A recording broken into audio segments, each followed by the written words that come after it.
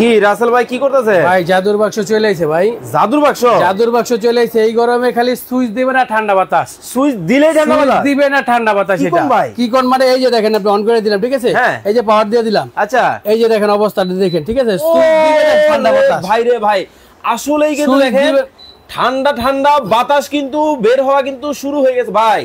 ভাই 2025 একদম শেষ, আজকে কয় মাস? 3 মাস থেকে 4 মাস।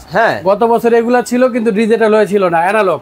আচ্ছা, আর আজকে 2025 এর বাস 3 হইছে, নতুন জাদুর বাক্স আছে যেটা আপনার ডিজিটাল ডিসপ্লে এবং এটার হাই স্পিড আছে 9টা পর্যন্ত। কিন্তু ভাই মানে এইটা কি মানে এই যে এসির মধ্যে যে আমরা ঠান্ডা ঠান্ডা আবহাওয়া রুমটা ঠান্ডা করে ফেলায়, এটা ভাই এক কথা বলি গরিবের এসি বলি।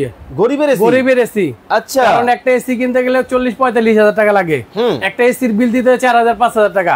বিদ্যুৎ না থাকলে এসি চলে না। আচ্ছা, এটা কিন্তু বিদ্যুৎ থাকলেও চলবে, বিদ্যুৎ না থাকলেও চলবে। মানে বিদ্যুৎ ছাড়াও চলবে? বিদ্যুৎ ছাড়া 7 ঘন্টা একবার চলবে। একটা না বিদ্যুৎ ছাড়া 7 ঘন্টা চলবে। মানে কারেন্ট থাকলেও চলবে। এই যে দেখেন আপনি এখন কি চলতেছে? হ্যাঁ চলতেছে। এই যে দেখেন কোনো বিদ্যুতের লাইন আছে ভাই, এই যে বিদ্যুৎ থাকলেও চলবে, বিদ্যুৎ না থাকলেও চলবে। এই জন্যই তো আমি বলতেছি, রাসেল ভাই বলতেছে কি কারেন্ট ছাড়া চলবে জাদুর বাক্স। বুঝি না ব্যাপারটা। বুঝেন নাই? আজকে বুঝিয়ে দিতেছি। এটা হলো Nova air cooler. Nova air cooler? Nova air cooler যেটা আপনার গরিবের এসি বলি। আচ্ছা আচ্ছা, যেটা কারেন্ট থাকলেও চলবে, না থাকলেও চলবে। হ্যাঁ, এটা একটা বৈশিষ্ট্য কি ভাই জানেন? এই যে সামনে যে গরম আসতেছে না, অনেক সময় দেখা যায় আমাদের বিদ্যুৎই থাকে না, তো বড় চার্জার ফ্যান কিনলেন, এয়ার কুলার কিনলেন, কিন্তু কারেন্ট না থাকলে আপনি ওটা চালাবেন কি দিয়ে? তা তো অবশ্যই। আর আজকে যেটা নিয়ে আসছে, এটা কারেন্ট থাকলেও চলবে, কারেন্ট না থাকলেও চলবে।